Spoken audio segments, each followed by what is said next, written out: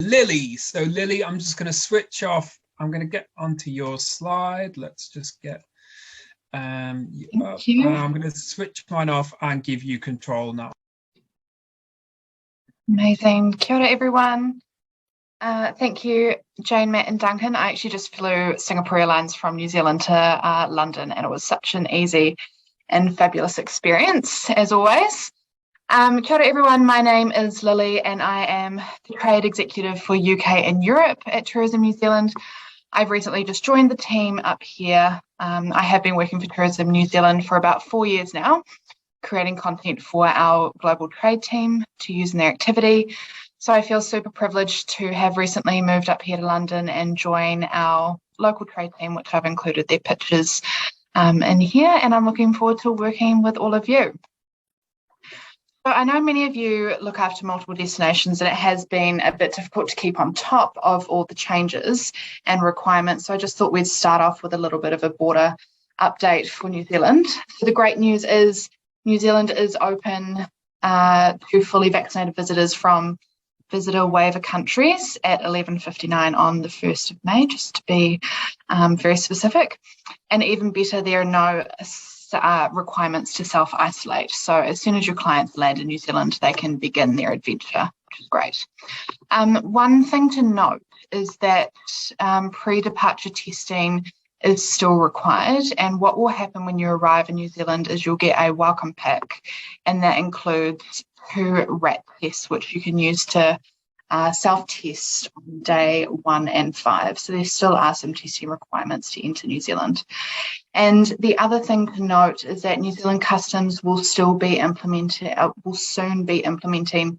a travel declaration system, which is an online form similar to the passenger locator form that some people have had to fill out coming into the UK, and this will collect their vaccination details, for example. So our tourism board is receiving further information on this new process this week, so we'll make sure to push this information out through our channels so you're across these changes. So that was a quick update on the border. We are so looking forward to welcoming your clients back to New Zealand, and hopefully some of you will be able to come down and visit as well. So now our focus as a tourism board has changed, and our main priority is to just help you convert more bookings to New Zealand. So I thought today would be a really good opportunity to just run through some of our basics as to why New Zealand is such an incredible destination to recommend and send your clients to. First, our wide open spaces. Many of us have spent the last couple of years working from home, not traveling as much, or just feeling a little bit constricted in what we can do. So space is really more valuable than ever, and we have been hearing that a lot from you guys as well. So to give a good comparison, for those of you especially who haven't been to New Zealand and England are roughly the same size in landmass. However, we've only got a population of about 5 million in New Zealand versus 60 million here. So you can really kind of sense, how much space your clients will have to explore. Our landscapes are also incredibly diverse. There are very few countries where you can experience so many different landscapes and activities within one trip. And one day you can be heli hiking on a glacier in the west coast. The next you're enjoying kayaking in the Abel Tasman alongside the Golden Sand beaches. The top of the South Island is also home to a number of amazing wineries where you can indulge in our famous Sauvignon Blanc. And then only a couple of hours south drive from there, you can be in Kaikoura whale watching. It's a lovely little coastal town, but surrounded by dramatic alpine mountains. So really impressive landscapes. And then for those who like some urban options, Christchurch is a great city break where you can indulge in delicious craft beer, for example, and then finish off being surrounded by dramatic fjords in Milford or Doubtful Sound. So New Zealand really is such a magical destination for those who seek adventure and variety in the landscapes. Another thing that makes us super unique is our Māori culture. So manaakitanga, which is basically translates to hospitality, is a very intrinsic value to us Kiwis. We love hosting people and sharing our landscape and customs. People show manaakitanga in many various ways. So when you visit a marae in New Zealand, you'll often experience a pōwhiri, which is a welcome ceremony and kind of respect, a sign of respect for visitors kind of coming in and learning more about their culture. Another way that we express manaakitanga is through our food. So your clients, if they're visiting regions such as Rotorua or Northland, they might have the opportunity to experience a hangi, which is where the food is cooked under the ground in an underground oven. So it's super delicious.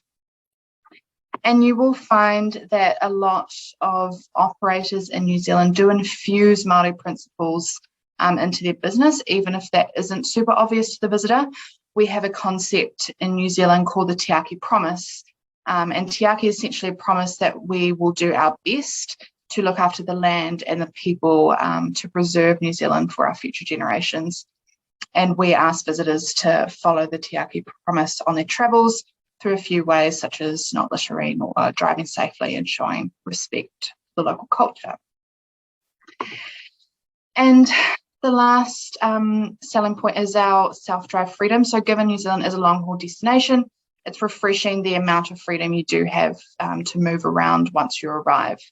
As many of you know, New Zealand is a touring destination, and as I was talking about earlier, in only a couple of hours via car, you can experience totally different landscapes. You can be on golden sand beaches one day and then on a glacier the next, and that's quite unique. And we also have great touring routes to choose from, which gives your clients variety on how they travel through the country. So sometimes you just want a fast route. For example, going between Rotorua and Wellington in the North Island, you can drive directly down State Highway 1, which will get you to the destination quickly. However, some people might prefer a slower pace with quieter roads, so you can take an alternative like the classic New Zealand Wine Trail, and that is between the Hawke's Bay and Wellington. It takes an extra hour, but you can find plenty of hidden gems along the way, and the roads are usually a lot quieter. The scenic roads are just so incredible in New Zealand, and this is usually gone too far.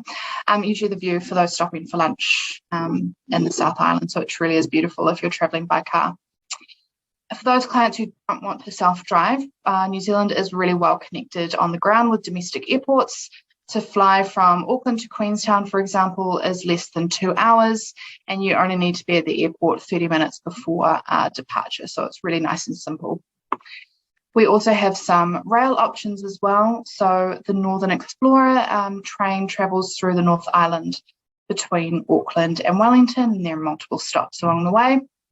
Then you have the Coastal Pacific between Picton and Christchurch, which travels along the coast of the top of the South Island. And then finally the Transalpine, which travels between Christchurch and the West Coast. This is my personal favourite and particularly beautiful during the winter months with all the snow you have there. We also get quite a few questions about when is the best time to travel to New Zealand, and a short answer is anytime. It really does depend on your client's priorities. We always recommend New Zealand spring and autumn for the best times to travel, as this is when the weather can be a little bit more settled and there aren't high levels of travel during this month. So it's a little bit less crowded, especially compared to our summer months where you have a lot of Kiwis doing their summer holidays around the country. So that was basically a quick reintroduction into New Zealand and some of the highlights. I just want to quickly bring your attention to a couple of our tools and resources which you might find helpful if you're seeking some more information. So firstly, we have a brand new website, which is really exciting, launched this month.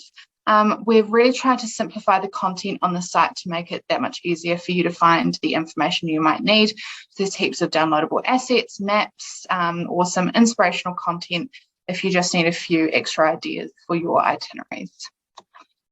We also have our own New Zealand Specialist program where you can complete interactive modules on different topics or regions and become a New Zealand Specialist. And this will give you access to benefits such as listings on our consumer website, which will generate referrals and access to our events and FMLs. And finally, I'd just like to invite you to join our family or whānau and sign up to our communication channels. So we have a Facebook group, which is a safe space for you to ask questions, either from us or your peers. And we also use this to post, more fun content on New Zealand. We have a LinkedIn channel as well, which is run by our central trade team, and that has a lot of product updates posted on there. And then finally, our EDM newsletter. So this is our primary channel for getting important information out to you, like border updates.